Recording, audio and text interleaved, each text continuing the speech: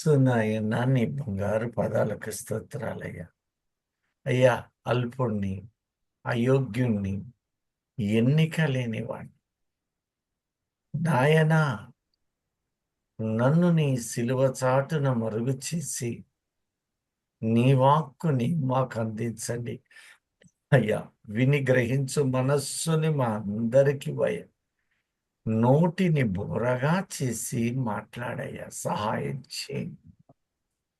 భయంకరమైన దినాలు జరుగుతూ ఉన్నాయి.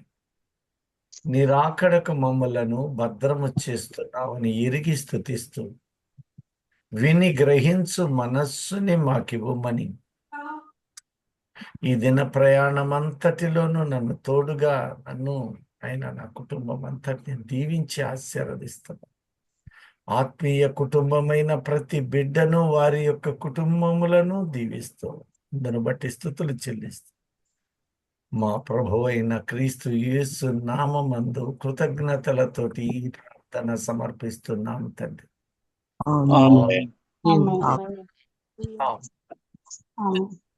దైవజనమ్మ, ఈ దినాన ఆయన నామమును గురించి ధ్యానించుకోవలసిన వారం. ప్రకటన గ్రంథము 13వ అధ్యాయము 5 నుండి 7 వచనాలు దయచేసి చదవండి. డంబపు మాటలను దేవదూషణను పలుకు ఒక నోరు దానికి ఇయ్యబడినది. మరియు డంబపు మాటలు, డంబము అంటే ఏమై ఉంది? సూటి అయిన ఒక ఆన్సర్ చెప్పండి. డంబము, బడాయి మాట, అతిశయముతో కూడిన వాక్కు. ఫస్ట్ చెప్పిన అమ్మాయి బాగా చెప్పారు. బడాయి మాటలు, ఇది లేని వాళ్ళు మాత్రము దేవునికి స్తోత్రం చెప్పండి. చూద్దాం. హల్లెలూయా. చెప్పారు. హల్లెలూయా. బడాయి లేనా ఒక ఉందా? హల్లెలూయా. ఏదో ఒక సందర్భములో, ఏదో ఒక క్షణములో వాడున్నాడు కదా, అట మొత్తం ఇట్లేదా? నేను అందుకే అడిగాను. నాలో బడాయి లేదు, నేను కూడా చెప్పలా, భయపడ్డాను. దేవుని సన్నిధి కదా, తనని తాను గొప్ప చేసుకోవటం ఒకటైతే, తనను మిగిలిన వారు మన ట్యూబ్లో గాలి కొట్టమంటారే, అది నిర్వీర్యమైపోవాలి. మనిషి హృదయం ఎలాంటిదంటే, ఏ వ్యక్తి హెచ్చరిక చేస్తాడో ఆ వ్యక్తి మీద సదభిప్రాయం రాదు. ఏ వ్యక్తి ఆదరిస్తూ ఆ ఆదరణతో నిన్ను కాస్త పైకెత్తుతూ ఉంటాడో ఆ వ్యక్తుల మీదనే మనుష్య హృదయం ఆనుకుంటుంది. తన వేదనలలో ఓదార్పులు కోరుతూ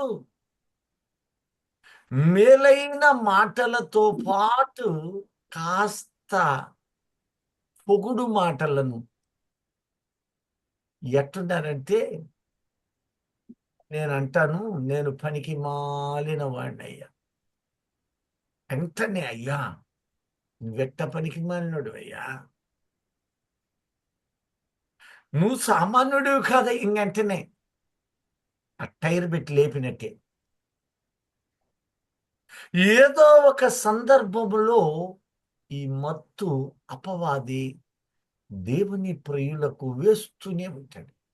ఇంకొంతకాలం పోయాక పొగిడే వాళ్ళు ఎవరు లేరనుకో, ఇక తనను తాను పొగుడుకునే మనస్సు వస్తుంది. నేనేమన్నానంటే, అదుగో డంబపు మాట నీలో లేని వారే హల్లెలూయా చెప్పమన్నా అందుకే. ఆ, ఇప్పుడు చెప్పండి, డంబం మాట నాలో లేదన్న వాళ్ళు ఇంట కానీ బయట కానీ కాస్త మెప్పు ఇది ఎప్పుడు తెలుస్తుంది అంటే, నీ హృదయం కొంతమంది వాళ్ళు పొగిడేటప్పుడు ఏముందిలే తక్కువగా ఉంటారు. ఇంటికి వచ్చి వాళ్ళు చూసి ఎట్ట పొగిడారు. నా జీవితంలో ఒక సందర్భంలో ఇది జరిగింది. ఒక చోట వాక్యం చెబుతూ ఉన్నాను, అందరూ ఆలకిస్తున్నారు, కానీ ఒక వ్యక్తి వచ్చాడు. ఆ రోజు నా భార్య రాలా. వాడు తెలియగలడు రానికుండా సంబంధించి వస్తే పాత ఎప్పుడు కూడా కీలేనిగే పెట్టాలట. ఆ వ్యక్తి వచ్చి అబ్బా ఎవరు ఇక్కడ చెప్పలేదండి, అబ్బో ఏం చెప్పారండి అన్నాడు. చెప్పింది ఎక్కడ? చర్చిలో. చెప్పింది ఎక్కడ? చర్చిలో. ఇప్పుడు నేను మర్చిపోవాల్సింది కూడా ఎక్కడ? చర్చిలోనే. కానీ నేనేం చేశాను తెలుసా? ఇంటికి వచ్చి కాడిమాను మోసినట్టు మోసుకొని ఇంటికి వచ్చి, మరి వందల మంది అక్కడ విన్నారు కదా, అనేకులు విన్నారు కదా, అందులో విమర్శించే వాళ్ళు ఎవరో కనిపెట్టేవా? దృష్టి పెట్టేవా? లేదు. ఇంటికి వచ్చాక నేను చిన్నగా మొదలుపెట్టా, ఏం చెప్పారు అని. మరి బలహీన ఘట్టం కదా, అడుగుదిగా. ఈరోజు విశేషాలు అడుగుతుంటారు, మానవ సహజం, స్వభాగం కదా. అవును. అంతే. ఇక చిన్నగా నీకు విషయం తెలుసా, ఈరోజు ఎట్ట చెప్పాను అనుకుంటున్నా? ఏంది ఎట్ట తెలుసు? ఎట్ట తెలిసేది? ఒక ఆయన స్వయంగా వచ్చి ఎట్ట పొగిడాడు, అట్ట పొగిడాడు. ఇక రెండోసారి మూడోసారి వచ్చేసరికి ఆయన మీదే దృష్టి. ఇప్పుడు వాక్యం దేవుని వైపు నుంచి ఎటు తిరిగింది? ఆ వ్యక్తి మీదకి తిరిగింది. ఎంతమంది ఇలా పొరపాటు పడుతున్నారు. సూటిగా మాట్లాడాల్సిన ఆత్మీయత అనేక సంఘాలలో లోకం వైపు తిరిగిపోతుంది. ఇక నెత్తి నిండా ఆశీర్వాదాలు. ఈ రోజున దైవని సేవకులు ఎలా ఉన్నారంటే, నోరు తెరిస్తే God bless you, very good. ఎలా దీవిస్తాడు? దైవజనుల నోట వచ్చింది, వెదకి వెంటాడమని నీకు ఆయన చెబుతుంటే నీకు సమాధానము కలుగుగాక. ఆయన ఏమన్నాడు? నువ్వెతకమని. వీళ్ళు ఏమంటున్నారు? నువ్వు వెతికి వెంటాడితే ఆ సమాధానము నీవు పొందుదువుగాక. ఆమేన్. ఆమేన్. ఈ రోజున తేలికైపోయింది. ఆ రోజుల్లో 100 కిలోమీటర్లు నడిచేవాళ్ళేమో, 10 కిలోమీటర్లు నడిచేవాళ్ళేమో, నడుస్తూనే ఉండేవాళ్ళేమో. ఇప్పుడు నడవటం ఆగిపోయింది. పక్కింటికి కూడా స్కూటర్లు వచ్చే పరిస్థితులు. అందుకేనేమో కడుపు లోపలికి ఉండాల్సింది చిన్న చిన్నగా నేను కూడా ఉండాలని గుర్తించమని, కనపడ్డ తిండికి, అన్ని వాతావరణాలకి, సుఖమయమైన జీవితానికి పెరిగిపోతాయి. ప్రియ దైవజనమా, ఆ బడాయి వాడి సొత్తై ఉంది. ఈ రోజున అతిశయం, ఆర్భాటం, ధనము, ధన వ్యామోహ సంబంధమైనది ఏదైనా కానీ నీకు డబ్బు ఉండొచ్చు. డబ్బు దేవుడు కూడా సహాయకారే కదా. నీ సిరి సంపదలను కలుగ చేయడానికి ఆయన పాత్రధారి కదా. అది తప్పని దేవుడు ఎక్కడా చెప్పలా. వాటిని బట్టి నీలో గనక అతిశయ భావాలు ఉన్నట్లయితే అదే డంబం. జీవపు డమ్మ. అది ఎప్పుడు తెలుసుదో తెలుసా? నలుగురిలో ఎవరైనా తక్కువ చేసినప్పుడు ఇక ఆడు నీకంటే పెద్దోడైతే బాధపడతావు వచ్చి, అవునా? నీకంటే తక్కువోడు నిన్ను సులభం చేశాడు అనుకో నలుగురిలో, ఇక నీ నోరేముంటది? నాకు చెప్పేవాడివా, ఈడెంత లేకపోతే ఏమెంత ఎళ్ళా, ఇక నేను చెప్పాలా? అవును. అంటే వెంటనే వాడు నీ అతిశయాన్ని, నీ ఈగోని కొట్టాడు. లేవనెత్తుతాడు. దానికి ఆత్మాభిమానము అని మనుష్యుడు ఓ పేరు పెట్టుకున్నాడు. నా ఆత్మాభిమానము చెడితే ఒప్పుకోనా, దెబ్బతీస్తే. అది అయ్యగారు చక్కగా చెప్పాడు. దెబ్బతీయటం అంట, గాయపరచబడింది. మరి ఆయన నీకోసం ఎన్ని గాయాలు పడ్డాడు? ఆమేన్.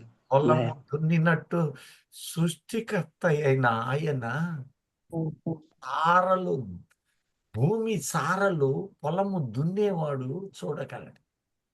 సారలు కట్టేసి ఎక్కడ గాయము లేని స్థలము లేదు. ఆయన సృష్టికర్త, ఆది సంభూతుడైన దేవుడు.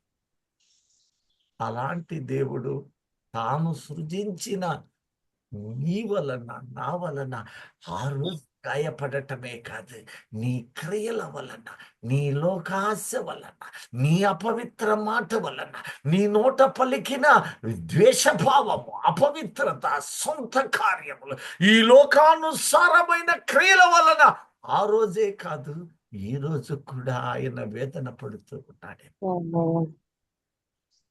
నీ నోట పలుకు ఒక్క అతిశయ మాట పలకబోయే ముందు, మాట్లాడబోయే ముందు, ఈ మాట వలన నాకు మహిమకరముగా ఆయన ఆనందిస్తున్నాడా, ఇది నాకు ప్రయోజనమేనానని నిదానించి మాట్లాడు వారు ఎంతమంది ఉన్నారు? ఒక మాట మాట్లాడితే ఆయన ఆనందిస్తాడా? రేపు విమర్శలోనికి అది కదా. నేను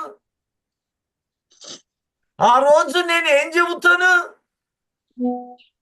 ఈ రోజున నా ఇష్టం వచ్చినట్లు నా ఊహలను కూడా స్వప్నాలుగా, దర్శనాలుగా చెప్తున్నా. నేను నా తలంపులను దైవోపదేశాలంటున్నానేమో.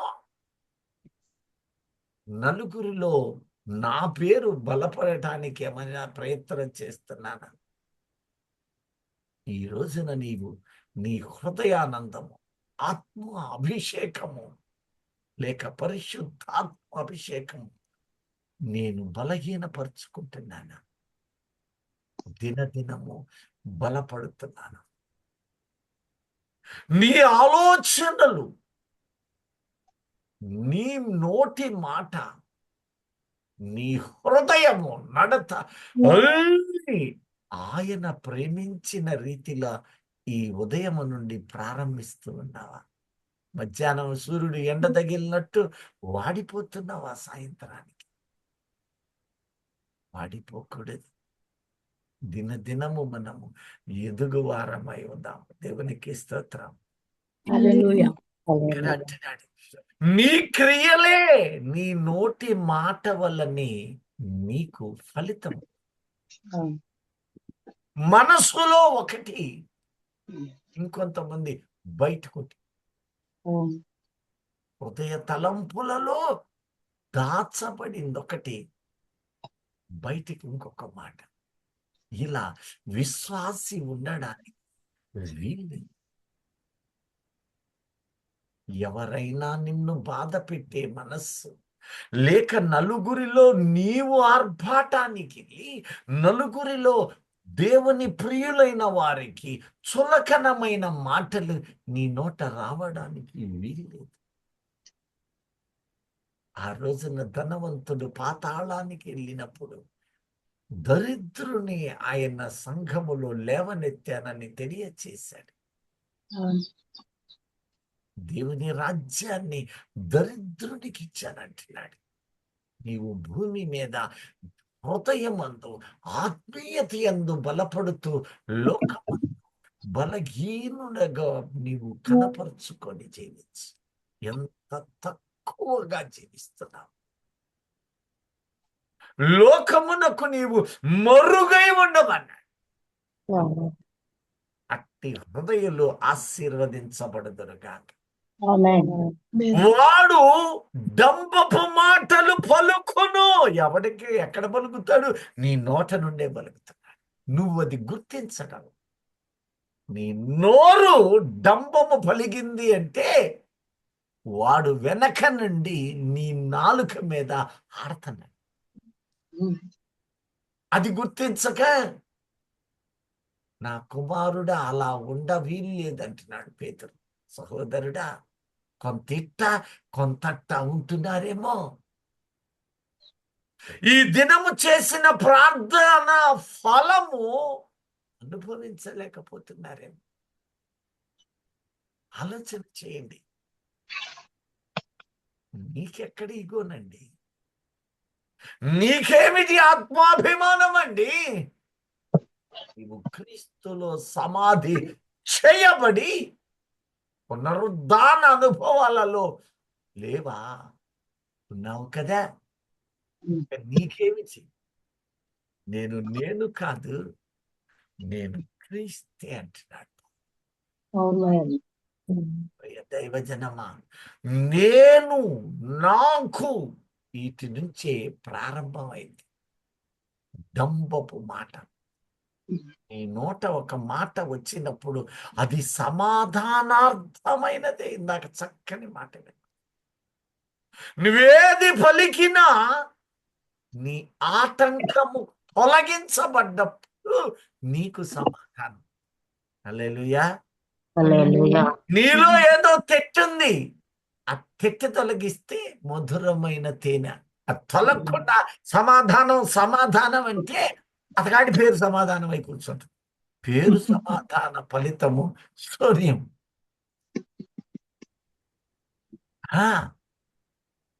ఓ చర్చిలో ఒక అతని పేరు సమాధానం. ఇప్పుడు చచ్చిపోయాడులే. పేరు సమాధానమే, కానీ అతనిలో సమాధాన ఛాయలు లేవు. బ్రతికినంత కాలము కూడా అతను మనోవేదన. నీకు 4 మెతుకులు దొరికితే ఏమైందట? హాయిగా బతుకుదాం. కాబట్టి ప్రియ దైవజనమ, నీ నోట సమాధానమును ప్రకటిస్తున్న దేవుడు, ఆ సమాధాన కారకుడు ఆయనై ఉన్నాడు. దేవునికి స్తోత్రం. నీ నోట డంబము, అతిశయము, బడాయి ఇవెన్నో ఉన్నాయి. వాటికి పేర్లు. అది కలిగింది అంటే మనసులో ఉంది, బయటికి మాత్రం మెత్త ఉండటానికి లేదు. మనము నీతిని అనుసరించి జీవించుదము గాక. ఇక తర్వాత డంబపు మాటలను దేవదూషణను పలుకు ఒక నోరు దానికి ఇయ్యబడిను. దేవదూషణను పలుకు ఒక నోరు దానికి. ఎవరైనా దేవుణ్ణి దూషిస్తున్నామా? చెప్పండి. నేను పెద్ద ప్రశ్న ఇలా. దేవుని దూషించుతున్నామని ఒప్పుకున్నోళ్ళు ఎవరైనా దేవునికి స్తోత్రం చెప్పండి. అన్నమాట. దేవుని దూషించడం అంటే మనిషిని దూషించిన దేవుని దూషించ. ఇక్కడ దూషణ 2 విధాలు. ఒకటి శరీరానుసారమైనది, రెండవది ఆత్మానుసారం. శరీరానుసారముగా మనము భూమి మీద ఆయనకు ఇష్టము లేని పనులు చేయడం అంటే ఆయనను తృణీకరించడమే. ఇక దేవుని ప్రజలమై దేవునితో అంటుగట్టవలసిన మన హృదయము లోకము వైపు కలిగి ఉన్నామంటే తగుమాత్రమైన దానిని కాక పరుగులు పెట్టి ఇవేదైనాను లోకములో ఉన్న దాని వైపు మరలితే నువ్వు దేవునిని తృణీకరించడమే. ఈ రోజున ఎంతమంది అనేక కోరికలు, మణుగులు మణుగులు బంగారాలు, ఇళ్ళు, ఆస్తులు, బంగారంతో పాటు వెండి. మంచిదే, కలిగినప్పుడు కష్టార్జితముతో కొను. నీది కానిది, నేను ఓ దైవ సేవకుని ఇంటికి వెళ్ళా. ఆయన ఒకప్పుడు చిన్న ఉద్యోగం చేస్తా ఉండేవాడు, కానీ ఆస్తి బాగా ఉంది. బేబీ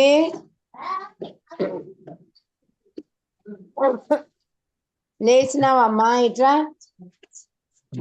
లేమ్మా,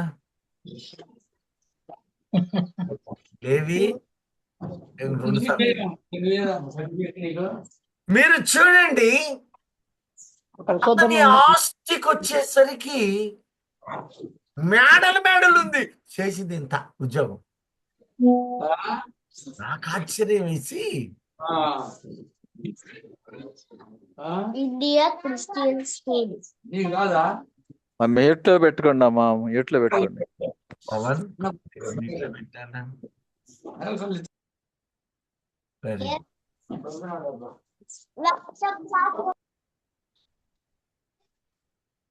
నేను అడిగాను, అయ్యా ఇది ఎక్కడి నుంచి వచ్చింది? సమాధానం రాలా. దేవుడు ఇచ్చాడని తోసేశాడు. ఎవరి మీద పడ్డది చివరికి? దేవుని మీద.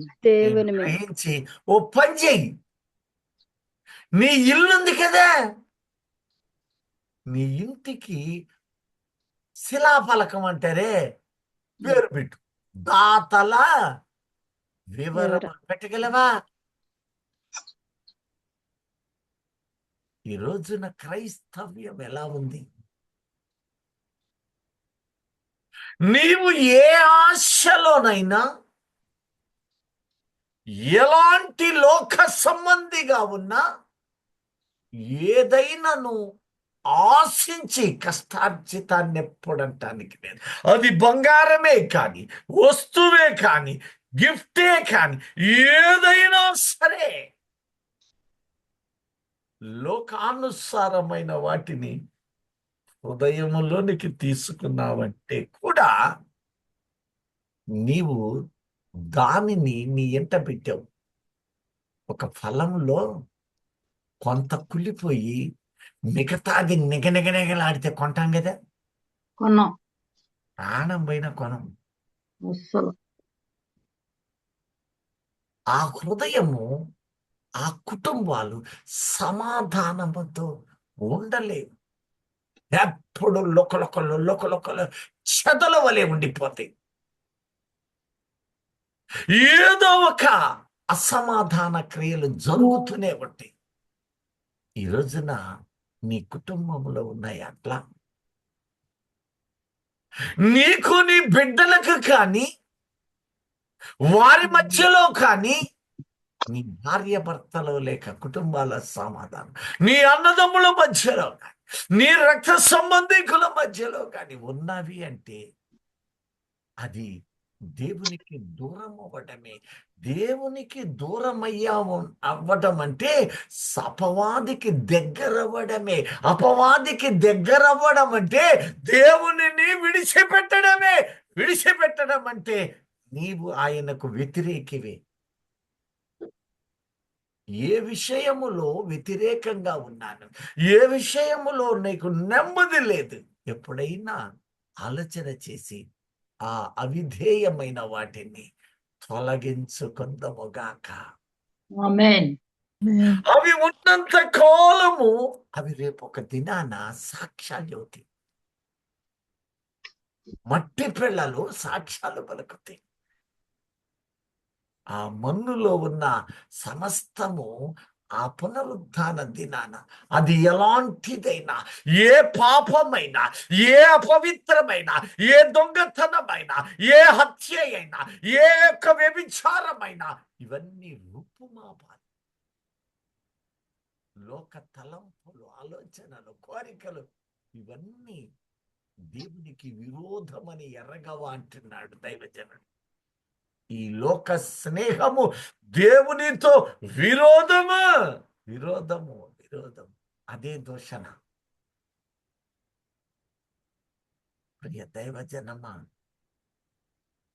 గేహాజీ దాచినట్లు మన హృదయములో కూడా నిష్కళంకమైన పౌరముగా ఉండలేకపోతే నీలో నిర్మలత్వము కొదువైపోతుంది. అప్పుడు సమాధానము మీద ఆయన ప్రశ్నించినప్పుడు దొరకదు. అది ప్రభావం చూపుతీరుతుంది. ఎందుకంటే దుర్దినాలు ఉన్నాయి, భయంకరమైన రాకడ క్షణాలున్నాయి. ఈ పరుగు పరుగు పరుగు ఆయాసానికి కారణం కాకూడదు. నీకు కలిగిన దానిలో హాయిగా జీవించు. అందులో ఎంత తృప్తి ఉంది, ఎంత కమ్మగా ఉంది. నీ కష్టార్జితములో నీవు సంపాదించిన సంఘములు, నీవు పొందిన ఆనందములో ఎంత మధురం ఉంది. ఈ క్షణాన నేను చస్తే నా జీవము ఆయన కవిలలో ఉన్నదని నీ హృదయము, నోటి మాట కాదు, హృదయము ఆత్మ పరవశముతో నింపబడాలంటున్నాడు. కోరికలు ఎన్నున్నాయి, ఇన్ని కోరికలు ఉన్నాయి, అవి నెరవేర్చబడవు. కనుక విశ్వాసులు, దేవుని ప్రియులు వాటి గురించి మనస్సు పెట్టడం ఎంతవరకు సమంజసం? ఉంటారు ఎప్పుడు చూసిన అప్పులు, తెప్పలు, కష్టాలు, కన్నీళ్ళు. దృష్టి అటు వెళ్ళడానికి లేదు. ఈ దినము నిన్ను పోషించాడా? ఈ దినము ఆనందంగా ఉన్నావు, రేపు గురించి నీకెందుకో ఆలోచన. రేపటి దినము దాని కార్యములు జరుగుతూనే ఉంటాయి. నీ దృష్టి నేడు నేను ఆనందిస్తున్నాను, క్రీస్తు నాలో ప్రకాశిస్తున్నాడు. ఇది నీలో కలిగి ఉండాలని ఆయన నిన్ను నన్ను కోరుతున్నాడు. దేవునికి స్తోత్రం. మనము ప్రయాసపడుతూ కష్టపడుతూ వాళ్ళను, పిల్లలను, కుటుంబాన్ని సాగతీయాల్సిందే, సాగిపోవుడి అన్నాడు. కానీ అందులో ఆలోచనలలో నా ద్వారానే సాగాలి, నాతోనే సాగాలి, నా వెనకాయ సాగాలి. ఆ సాగినప్పుడు పరలోకమందే కాదు, భూమి మీద కూడా నీకు సంపూర్ణ సమాధానం. అలా కాకపోతే అపవాది కుయుక్తులు కలిగి ఏదో ఒక దానిలో యోబు వలె నీ చుట్టూ కంచె వేయవచ్చు, యోబు భార్య వలె కాపలా ఆయన కాయవచ్చు. కానీ అది బిడ్డల రూపంలోనైనా రావచ్చు, నీ పని వాళ్ళ దగ్గర రావచ్చు. నీవు కనిపెడుతూ ఉండాలి. దేవుని ప్రజలు దినమెల్లా ఆశీర్వాదము పొందువారై ఉన్నారు. అట్టి కృప మనలను ఆదరించును గాక. ఎక్కడ ఎప్పుడు నేను తప్పు చేశానో నన్ను తెలుసుకున్నవాడు తన తప్పుని దిద్దుకొనవలసిన వారు. దిద్దుకొని ఆయన వైపు తిరిగిన నాడు ఆ ఆశీర్వాద ఫలం ఎంతో బలమైంది. హల్లెలూయా. తర్వాత ఏమంటున్నాడు? చదువమ్మా. మరియు 42 నెలలు తన కార్యము జరపని అధికారము దానికి దేవుని ఏర్పాటాయెను. నామమును దేవదూషణలు పలుకు ఒక నోరు దానికి ఇయ్యబడెను. మరియు 42 నెలలు తన కార్యము జరపని అధికారము దానికి ఏర్పాటాయెను గనుక దేవుణ్ణి దూషించుటకును ఆయన నామమును ఇదే దేవుని ఆయన దూషించడం గుడారమును అంటే ఎక్కడో లేదు. పరలోక నివాసులను దూషించుటకును అది తన నోరు తెరిచెను. మరియు పరిశుద్ధులతో మధ్యలో దేవుని దూషించుటకును ఆయన నామమును, వెరీ గుడ్, ఆయన నామమును, ఆయన గుడారమును, పరలోక నివాసులను దూషించుటకును అద్దుకో. అది ఇప్పుడు తన నోరు రెండవ మాట, దేవుని నామమును దూషించుట. దూషించుట మనలో దేవుని నామమును ఎవరైనా దూషిస్తున్నారా?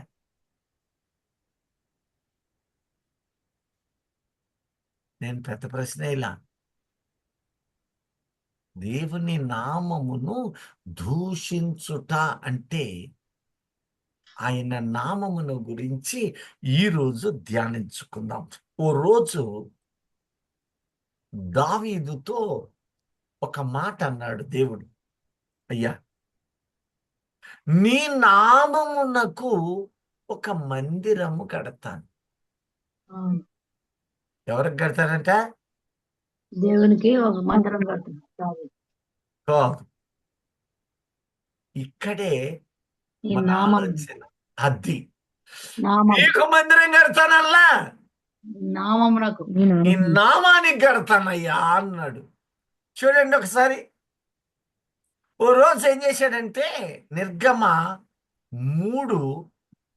3:13 నుంచి చూడండి. మోషే ఒకరోజు ఏం చేశాడంటే, అయ్యా అసలు నామము నామము నామం అంటున్నావే, నీ నామం ఏం చెయ్య, అసలు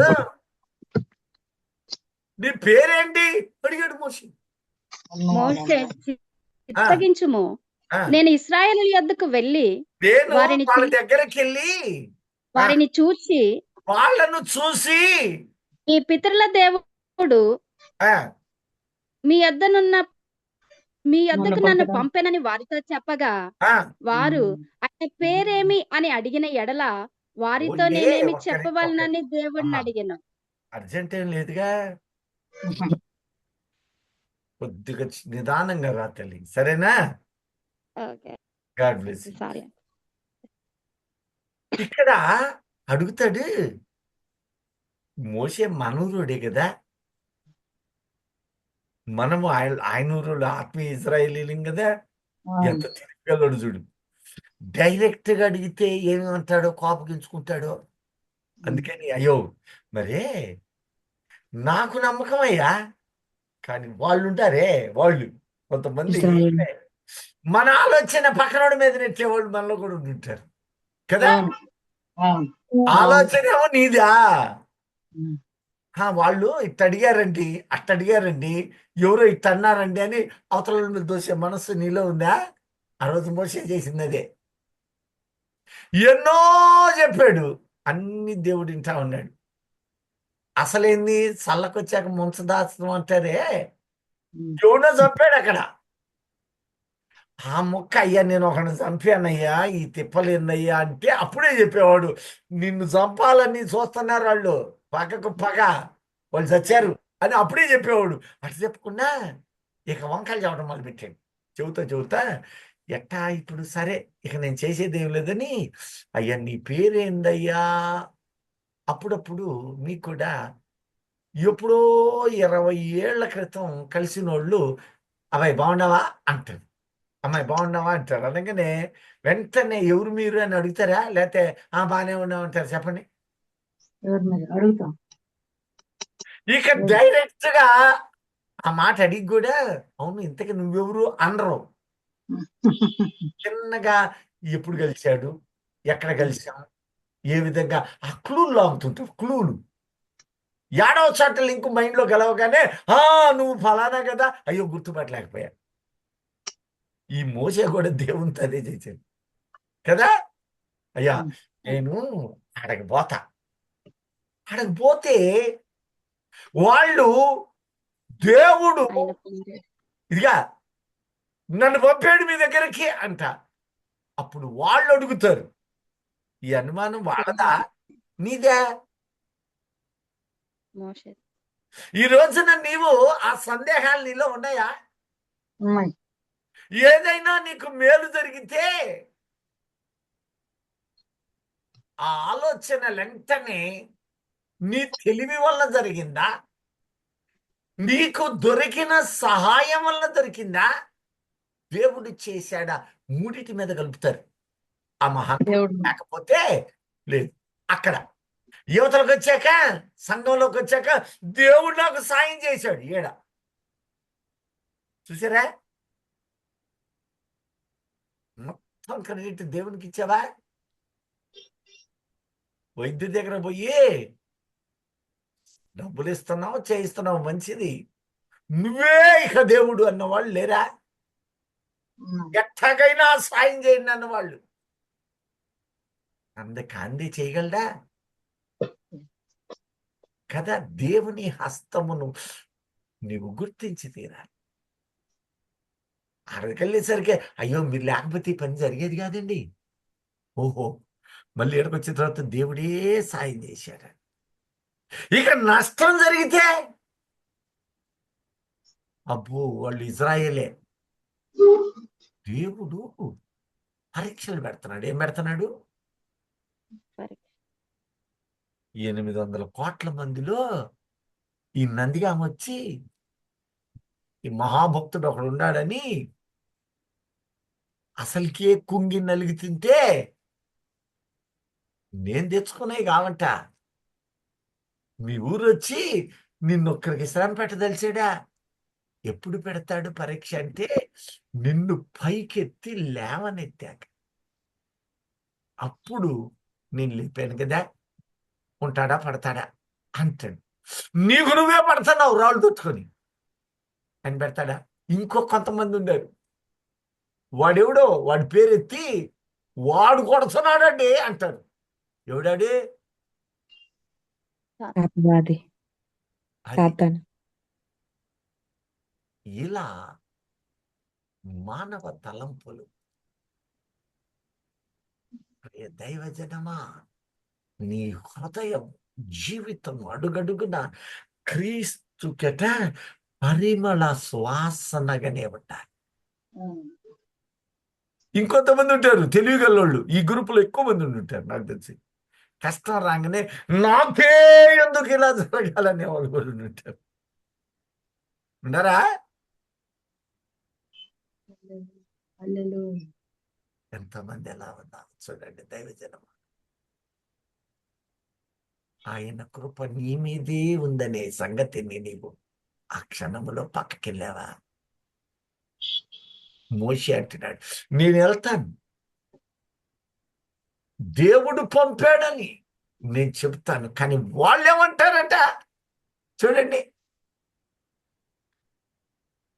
మోషే చిత్తగించుము, ఆ, నేను ఇశ్రాయేలు యొద్దకు వెళ్ళి వారిని చూచి ఉమ్, మీ పితరుల దేవుడు మీ యొద్దకు నన్ను పంపెనని వారితో చెప్పగా, వారు ఆయన పేరేమి అని అడిగిన ఎడల ఆయన వారితో పేరేమిటి నేనేమి అని అడిగితే నేనేం వారితో చెప్పాలయ్యా? నేనేమి చెప్పవలనని ఆ, దేవుడిని అడిగాను.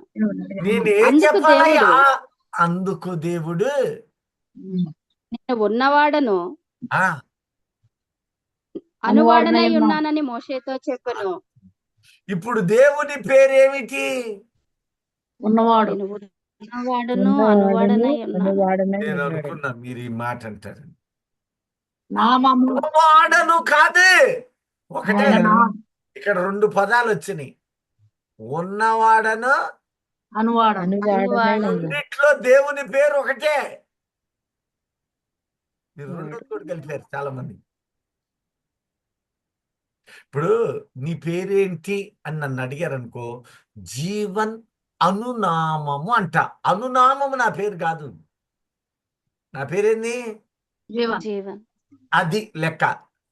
ఇప్పుడు దేవుని పేరు ఉన్నవాడను, ఐఆమ్ దెన్ ఐఆమ్, సర్వములో ఉన్నవాడను, అదే ఆయన పేరు.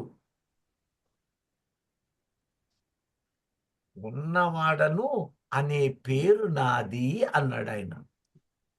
చాలా మంది ఉన్నవాడను అనువాడను అని రెండింటిని కలుపుతారు. ఇప్పుడు ఉదాహరణకి వంటగదిలో ఒక వస్తువు పెట్టారు, అది కనపడలేదు నీకు, ఇంకొకరికి కనపడ్డది. వాళ్ళు వచ్చి అమ్మాయి ఎంత ఎతికాని అయిపోయిందంటే, ఉన్నది నాకిప్పుడు కనపడ్డది అన్నది అనుకో. ఇప్పుడు ఏది కరెక్ట్? రెండు ఉన్నాయి అక్కడ. ఉన్నది ప్లస్ కనపడ్డది. ఈ లేకపోతే కనపడదు కదా, ఉంటేనేగా కనపడేది. అవును. ఇప్పుడు వస్తువు ఉన్నది అనేదే పదం. అనువాడను అనేది ఆయన గురించి స్థిరత్వాన్ని ఎక్స్ప్లెయిన్ చేయటమే. కనపరిచే ఇప్పుడు దేవుడు తన నామమును ప్రకటించనన్నప్పుడు ఏ పేరు ప్రకటించాడు? దేవుడు ఉన్నవాడను ఉన్నా వాడు ఉన్నవాడు. అనువాడను కూడానా? అప్పుడు ఇద్దరు లేదు. అయ్యారుగా. లేదు ఉన్నవాడు. అది అను వాడనే ఉన్నానని చెప్తుంది. ఉన్నవాడు అంటారు నన్ను, జీవన్ అంటారు నన్ను. ఇప్పుడు మీరు పోయి జీవను ప్లస్ అంటారు, ఇద్దరు పఠించారా? లేదు. అది నాకు ఆ డౌట్ వచ్చే ఈ చిన్న ప్రశ్న వేసాను. హల్లెలూయా, హల్లెలూయా. హల్లెలూయా. హల్లెలూయా. ఇప్పుడు ఆయన పేరేమిటి? ఉన్నవాడు. ఉన్నవాడను. ఉన్నవాడు. ఈ ఉన్నవాడు అంటాడు, ఇదిగో 2వ దినవృత్తాంతాలు 6వ అధ్యాయము 1 నుండి 9 వచనాలు చూడండి. అప్పుడు సొలొమోను ఆయన నామమును దూషించుట అనగానే మన హృదయ తలంపులు దేవుని వైపే మరలుదవునా కదా? యేసుక్రీస్తు ఏనానా డబ్లా? ఆ, దేవుని నామము అంటే ఆ భావము అర్థమును వెతుకుతున్నాం ఈ దినం. కొన్ని మాటలు అప్పుడు సొలొమోను ఉమ్, ఇలాగు ప్రకటన చేసెను. ఇలాగూ గాఢాంధకారమందు ప్రకటన చేయను. ఒక్క నిమిషం అమ్మా, నేను మళ్ళీ ఒక చిన్న ప్రశ్న వేస్తా. అన్ని తమ్ము తప్ప మిగతా వాళ్ళు చెప్పండి. దేవుడు వెలుగై ఉన్నాడా, చీకటై ఉన్నాడా? వెలుగై ఉన్నాడు.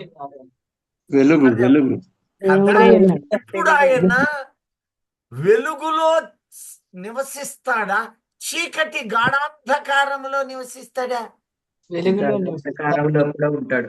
వెలుగు చీకటిలో వెలుగు ఉంటాడు, వెలుగులో ఉంటాడు. ఆయన ఎక్కడైనా ఉండగలడు. ఆయన వెలుగులో ఉంటాడు, గాఢాంధకారములో సంచరించిన నివాసముంటాడు.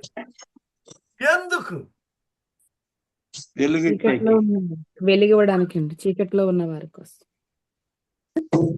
చీకట్లో ఉన్న ఆయన వెలుగే. ఇవ్వాలంటే ఆయన చీకట్లు ఎందుకు ఉండాలా? చదువు. మనకి సందేహం వచ్చిందనే నేను ఈ ప్రశ్న ఇచ్చా. ఆయన ఎక్కడ నివాసం ఉంటాడు చూడు తల్లి. గాఢాంధకారమందు నేను నివాసము చేయుదునని ఆ యెహోవా సెలవిచ్చి ఉన్నాడు. అద్దుకు ఈ మాట ఒక చోట కాదు. నా నివాసము చుట్టూ గాఢాంధకారమే కమ్మి ఉంటది అన్నాడు. ఇంకో చోట 7 చోట్ల ఈ మాట నేను గమనించా. చూడండి, ఇక్కడ మనకి సందేహాలు. దేవుడు వెలుగై ఉన్నాడు కదా, ఆయనే వెలుగు కదా, ఆయనలోనే వెలుగుంది కదా, మరి గాఢాంధకారములో ఎందుకు నివాసం చేస్తున్నాడు? మీ అందరికీ తెలిసిందే, కానీ ఆలోచనలకు తగరలేదు. ఒకరోజు మీరు తర్వాత చదువుకోండి, నిర్గమకాండం 34లో నీ మహిమను నాకు కనపరచమన్నాడు. అప్పుడు అంటున్నాడు, ఏ నరుడు కూడా నన్ను చూసి ఆడి మసైపోతాడు. మనుష్యుడు ప్రవేశించలేని దురాగాహమైన తేజస్సుతోటి నేను ఆ వెలుగును కలిగిన వాడను. ఆ వెలుగు ఆయన పరిశుద్ధత, నిర్మలమైన కాంతి. ఆ వెలుగు నరుడు చూస్తే అతను మసైపోతాడు. ఒకరోజు పాపం ఒక ఆయన ఎవరో మీరే చెప్పాలి, అటువైపు వెళ్తూ ఆయనను హింసించడానికి బయలుదేరాడు. ఎవరైనా పౌలు గారు. సౌలు పౌలు. అతడు సౌలుగా ఉన్న మారక ముందు దమస్కులో నుంచి వెళుతూ ఉంటే అదే దక్షిణ ద్వారం, అదే షిమ్యోను, ఇస్సాకారు, జబులోనికి ఇవ్వబడింది. అదే వెస్ట్ బ్యాంక్ నేడు. అదే నేడు యుద్ధానికి మూలం. వెళుతూ ఉంటే కోటాన కోట్ల సూర్య వెలుగు అతనిని మసి చేయలేదు, కానీ అతని దృష్టి పోయింది. ఆయన కనికరంగల్లోడు గనక, ఇతనిని సాక్షిగా పెట్టదలిచాడు గనక ఒక చూపే పోయింది. ఆ రోజు ఒక ఆయన బండ సందుల్లో దాక్కున్నాడు. ఆ కొండల మధ్యలో దాక్కోమనగానే ఆయన అప్పటికి ఇంకా రాలా. కానీ అడుగు పెట్టగానే బండలు బ్రద్దలై మాడిపోయి ఏలియా అంతటి వెలుగు మహిమ కలిగిన వాడు గాఢాంధకారములో ఎందుకు ఆయన నివాసము చేస్తున్నాడు అంటే, ఆ రోజు మోషేతో అంటున్నాడు, నీవు నా ముఖమును చూసి బ్రతకలేవు, సాధ్యం కాదు ఆ తేజస్సు. కాబట్టి నేనేం చేస్తానో తెలుసా, నా చేతిని అడ్డుగా ఉంచుతాను. అంతటితో కూడా ఆగదే, మేఘములను మాటుగా చేస్తాను. తాను దాటి వెళ్ళుచు తన చేయిని దాని కింద మేఘములను, దట్టమైన మేఘాలను పెట్టి, ఓ నరుడా ఇక చూడమన్నప్పుడు వెనుక తట్టు ఆ గాఢాంధకారపులో ఒక ఛాయను మాత్రమే చూడగలిగాడు. ఎంత వెలుగై ఉన్నాడు! ఆ వెలుగు ఆయన పరిశుద్ధత. ఆ వెలుగు నీలో ప్రకాశించాలని కోరుతున్నాడు. ఆయన ముఖ దర్శనాన్ని ఒకరోజు చూడాలి అంటే నీలో నీవు వెలుగు సంబంధిమై ఉండాలి. వెలుగు నీలో ప్రకాశించాలి. వెలుగుంది కానీ ప్రకాశించట్లా. కొందరు అక్కడ చూస్తుంటారు, కొందరు ఇక్కడ చూస్తుంటారు. వాళ్ళు బతుకంతా అక్కడే చూస్తారా? లేదు. ఆ వెలుగు లోపలికి రావాలి. ఆ వెలుగు నీలో ప్రకాశించాలి అంటే వెలుగు క్రియలు నీలో బాసిల్లాలి. నీవు వెలుగు సంబంధివి. ఆ వెలుగు మన ప్రభువైన యేసుక్రీస్తు. ఆ వెలుగులో నీవు మనజాలవని ఆయన మన కొరకు తక్కువ చేసుకుని, నీవు నేను రక్తమాంసములు కలిగిన వారము కనుక మనతో పాలివాడాయనని హెబ్రీ 2:14 చెబుతుంటే, ఆయన తగ్గించుకున్నాడు, నీ మధ్యలో నివసించాడు, పునరుద్ధానుడయ్యాడు, నిన్ను తేజరిల్ల చేసి తన మహిమలోనికి చేర్చుకుని వాడై ఉన్నాడు. హల్లెలూయా. హల్లెలూయా. మరి వెలుగు నీ మీద ప్రకాశిస్తుందా దైవజనం? ఆ వెలుగు సూర్యుని తేజస్సు వలె, కిరణాల వలె వస్తుంది, నీలో ప్రకాశిస్తుంది. అనడానికి అర్థం ఏంటంటే నీ వెలుగు లోకములో ప్రసరించడమే. వెలుగుని ఒక గంపలో దాచిపెట్టగలవా? నిజంగా నీలో వెలుగుంటే, ఆ వెలుగు నీలో ఉంటే నీ హృదయము తాపత్రయము ఆయన్ని ప్రకటిద్దాం, ప్రకటిద్దాం, ప్రకటిద్దాం, ఇదే ధ్యాస ఉంటుంది. నీవు ఒక ఆత్మను నీవు కాపాడితే, చీకటి నుండి వెలుగులోనికి తెస్తే, నీకు పెట్టే కిరీటములో ఆ రతనం చేరుస్తున్నాడు. ఎంత పెద్ద కిరీటధారివైతావు. ఆ రోజు కూడా అదే, ఒక స్త్రీ సంఘము 12 నక్షత్రాలు. ఆ నక్షత్రాలు ఎన్ని నువ్వు సంపాదిస్తున్నావు? బయటికి లోకమంతా కూడా చీకటి అంధకారాలలో ఉంది. నీ వంతుగా దేవుని నోటి బోరగా నీవు మాట్లాడుతున్నావా? లేదంటే తొవ్వి దాచిపెట్టిన ఆ కృపావరం వలె బ్రతుకుందా? నీ వెలుగు లోకములో ప్రకాశింపనీయుడి. యాడ ప్రకాశిస్తాం? యాడ ఎవరింటున్నారు? విన్నా వినకపోయినా చెప్పాలి. వాళ్ళని ఆయన పెడతాడు. ఈరోజు రేపు ఎప్పుడైనా మార్పు తప్పదు. కానీ మూర్ఖ జనాంగానికి మాత్రమేరై నువ్వు ప్రకటించు. ఎందుకంటే ఆయన మహిమ నీ మీద ఉన్నదనడానికి ఆధారం నీవు లోకమునకు ప్రకటించడమే. బయట గొడవలేక, ఆదివారం చర్చి గొడవలేక, వాళ్ళతో పలకలేక, ఎవరితో కలిసినా ఏమి మాట్లాడినా సువార్తనే నీ నోట పలక, దేవుని స్తుతే నీ నోట రాని. అది అన్యుడైతే ఇంకా దేవుని మహిమ నీలో నుంచి వచ్చునుగాక. ఆమేన్. నువ్వేం చేస్తున్నావో చూసావా? నీ సహోదరుణ్ణే ప్రేమిస్తున్నావా?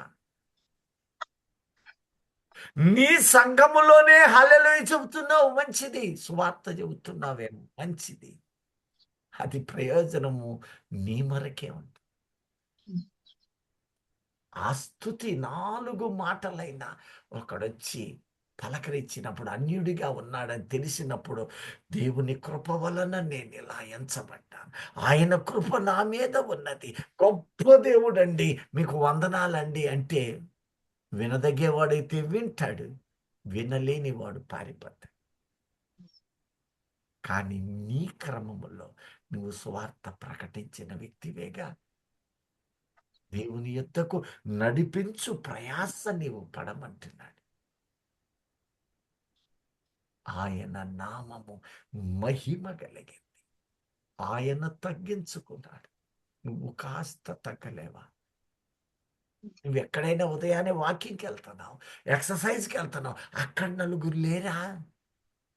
వయసు వాళ్ళైతే నీకేం? ఆయన నామము అక్కడ ప్రసరించాలి. సూర్యుని కిరణాలు. ఇంటికి చుట్టాలు వచ్చారు, ఇంటికి స్నేహితులు వచ్చారు, నీవు ఇరుగు పొరుగుతో సహవాసానికి దినమెల్లా వెళ్తావు. నువ్వు ఒక డ్యూటీకి వెళ్తావు, ఆ డ్యూటీలో లేరా? ఎన్నిసార్లు దేవునికి మహిమకరంగా నువ్వు మాట్లాడావు? ఈ విషయంలో నేను దోషిని కాను గనకే నేను చెప్పగలను.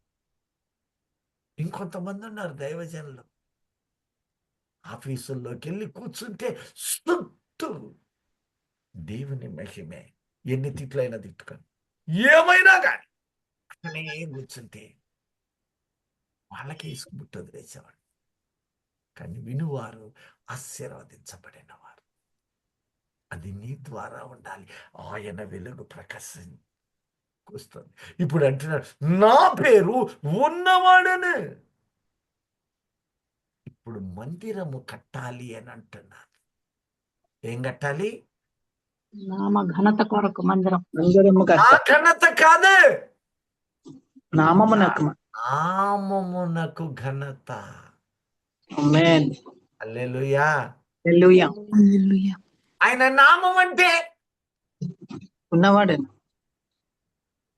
అంతే కదా? సరే, ఆయన నామము అంటే ఏమిటో సమయమైంది కనుక మనము నెక్స్ట్ సెషన్స్లో మనము ఒకవేళ అవకాశం వస్తే ఈ వారము, లేని ఎడల మనము నెక్స్ట్ సెషన్స్లో ధ్యానించుదము గాక. ఆయన నామమును ఆయన ఏ రీతిగా పెట్టి ఉన్నాడో, ఆ నామము, ఆ ఘనత ఏమై ఉన్నదో మనం ధ్యానిద్దాం, అర్థం చేసుకుందాం. సర్వాధికారి చాలా మాటలు వచ్చిందని చెప్పిండారు నిన్న. యేసు నాయనా నీ పాదాల నీ వాక్కు ఎంత బలమైనదో, ఎంత శక్తి కలిగింది.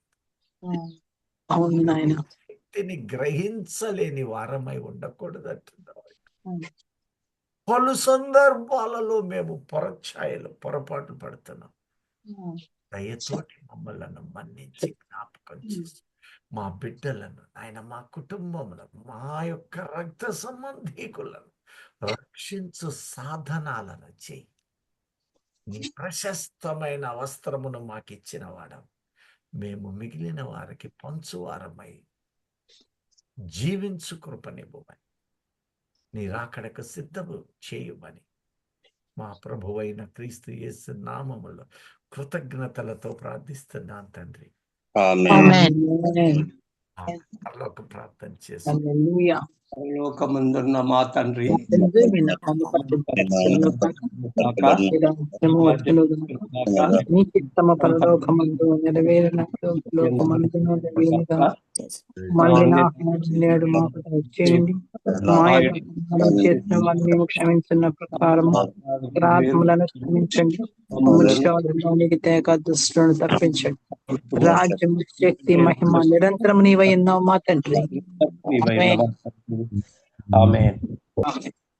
మన పరమ తండ్రి యొక్క ప్రేమయు పరిశుద్ధ ఆత్మ దేవుని అన్యోన్య సహవాసం, మన ప్రియుడైన క్రీస్తు యేసు కృపా కనికర సమాధానం, ఆయన రాకడ పర్యంతము వరకును మనందరికీ లోకమందున్న పరిశుద్ధులకును యుద్ధములో అలసి సొలసి ఆయన శత్రువు చేత అనేకమైన బాధలు పడుతున్నా పౌరుషముగా పోరాటం చేస్తున్న నీ ప్రజలైన ఇజ్రాయేలుకును అన్నేలకును నీ సన్నిధి కాంతి ఉదయింపచేసి నీ రాకడకు మమ్మలను భద్రము చేసి కాచి కాపాడును గాక.